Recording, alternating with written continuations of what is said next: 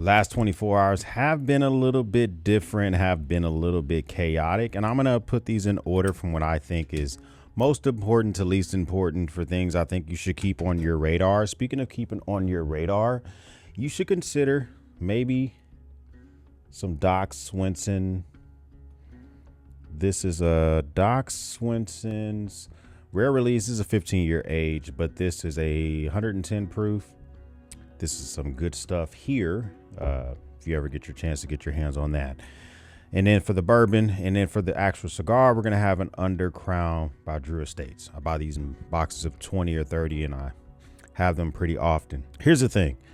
I think that I'm going to list like in order the importance I think these things may have for us. Number one, the U.S. seized another vessel off the coast of Venezuela. This one makes it to my number one list, and I want to lead the video with this because I think this is bigger than we're making it out to be.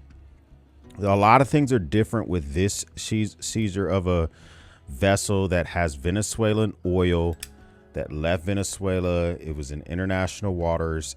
These are reportedly, facts change pretty quickly on the ground, but it was flying a Panamanian flag, but it was owned by China.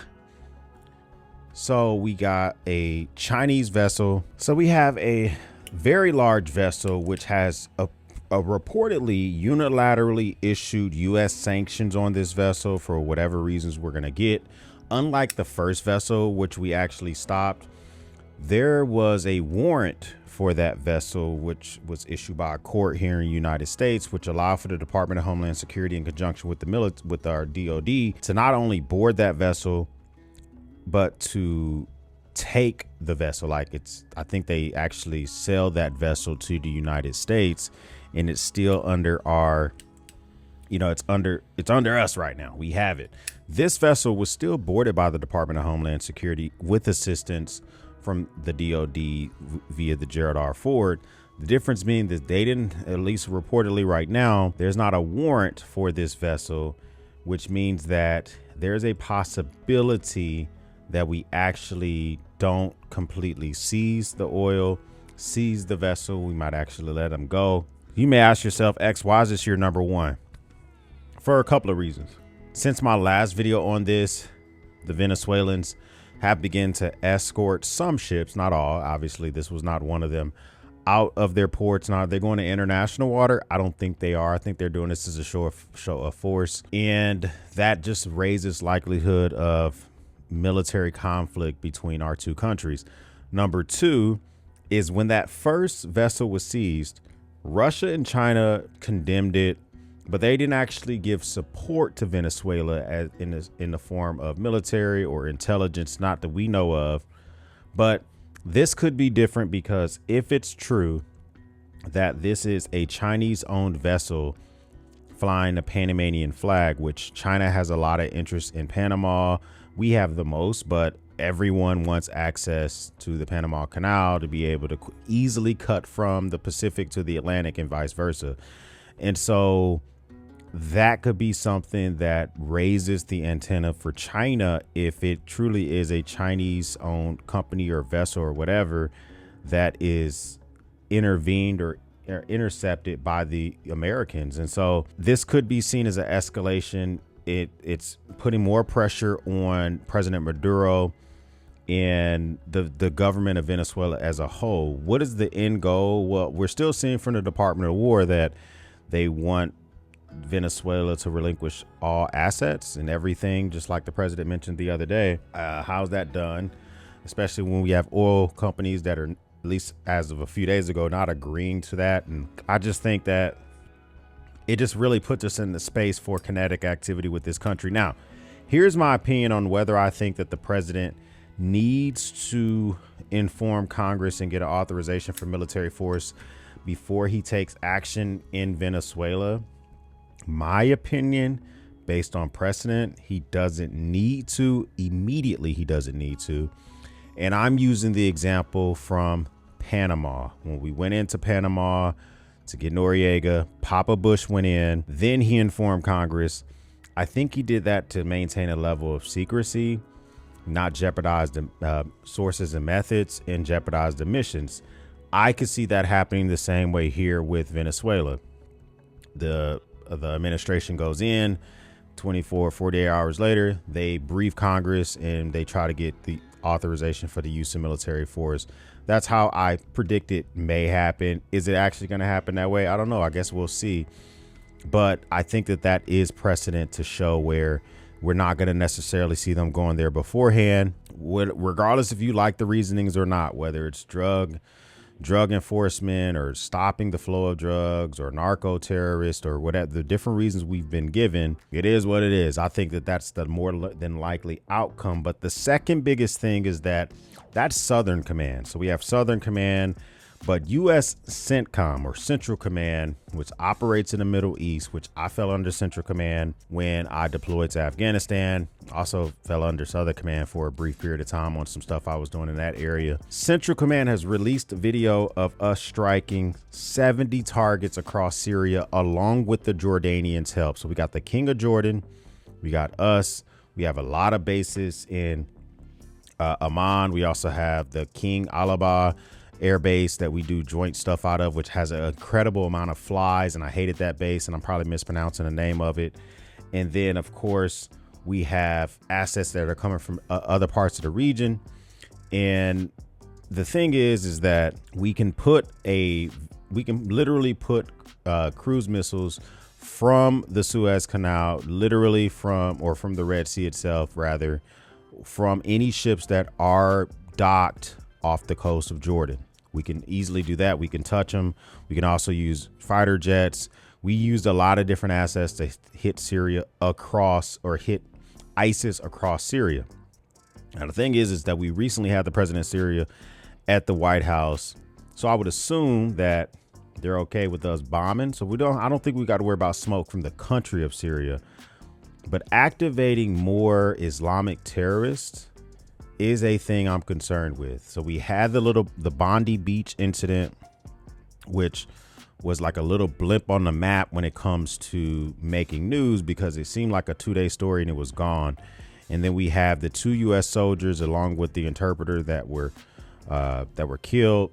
And this is our retaliation for that. But could this be the activation or the motivation needed for other cells or groups that are around the world? Yeah, I mean, it could be. I think that I'm kind of like threading the needle on this, because as I see these videos of us taking off from Jordan, taking off from the Red Sea, and we're just releasing this footage, we're serious about definitely protecting and showing peace through strength whenever we have this type of stuff happen in any of these regions. But it does make me feel concerned when we're still waiting for more information about the Portugal native that was here that allegedly did the shootings at Brown University, and the MIT professor. We're still waiting for more information about the Islamic terrorists that committed the stuff at Bondi Beach. We're still waiting for more information about what is the end game for us doing these strikes in Syria? Does it take us down a rabbit hole where we're increasing our footprint in the Middle East, or we have to worry about stuff happening here in our country ourselves? I think both can be true at the same time. I'm more concerned about stuff happening here, but I don't want to be like a pants on fire alarmist. It's been 25 years of us worrying about Islamic terrorists. Every now and again, we do have stuff happen, but it's less likely than not that something won't happen. That's why I have it third on my list. And then finally, the one that just makes it feel like we are big bro and we're going to be drugged into another conflict is this reporting that I have that Israeli officials have grown increasingly concerned about Iran is expanding production of its ballistic missile program, which was damaged by Israeli strikes earlier this year in June, which we participated in. And Benjamin Netanyahu is preparing to brief President Trump about options for attacking it again, according to a person with direct knowledge of the plans, and 4 former U.S. officials briefed on these plans.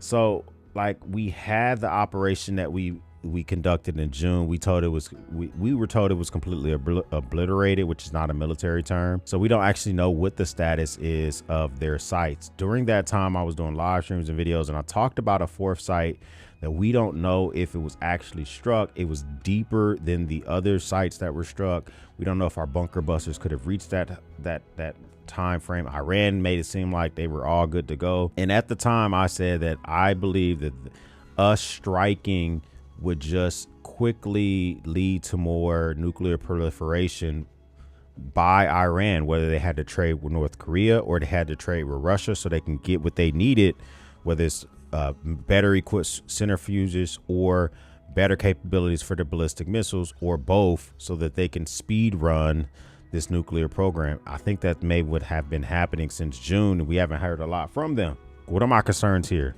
My concerns here is that we're big bro when it comes to Israel. Regardless if you like it or not, you can comment and put your comments on your thoughts on our support, whether it's the military industrial complex or our political support, or literally bucks going there.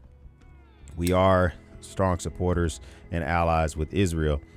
It's a high likelihood that we're back in the mix once again if they decide to go at it with Iran. And unlike Venezuela and unlike Syria or ISIS, Iran is super capable when it comes to stuff like cybersecurity attacks, which is how they could definitely go after our jugulars here with the United States. They did it during the summertime whenever we were striking them. There was plenty of reports of ransomware and attacks on larger businesses, not on individuals, but depends on how extensive this go. We may have to worry about stuff like that. These last 24 hours have been crazy because all of these come directly after the partial release of the Epstein files. Now, politically, you guys can talk about your thoughts on that, but there are a lot of politicians and big wigs and people with a lot of power that don't want that Epstein files leading the news.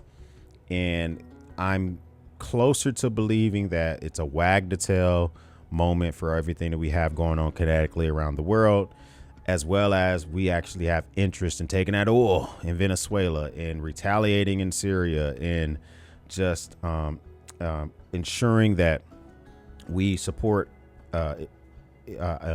Israel no matter what, and maybe possibly striking Iran again. Like, both can be true at the same time, and all this stuff happening right after the Epstein reports or files were dropped may be coincidental to some, may be deliberate by others.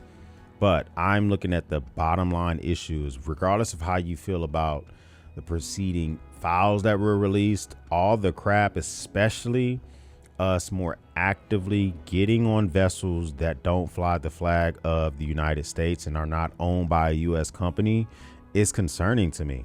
I'm just going to tell you right now, it takes one person to be on the vessel who has a fight or flight, who just takes a shot at a member of the Coast Guard, a member of the DOD, and it becomes kinetic. Whereas somebody walks out the bridge, walks out, sticks a weapon out of a porthole or whatever, and takes a shot at one of our service members, and then we just get all revved up and you wake up a monster, which we're already starting to build up with thousands of troops in the area, etc.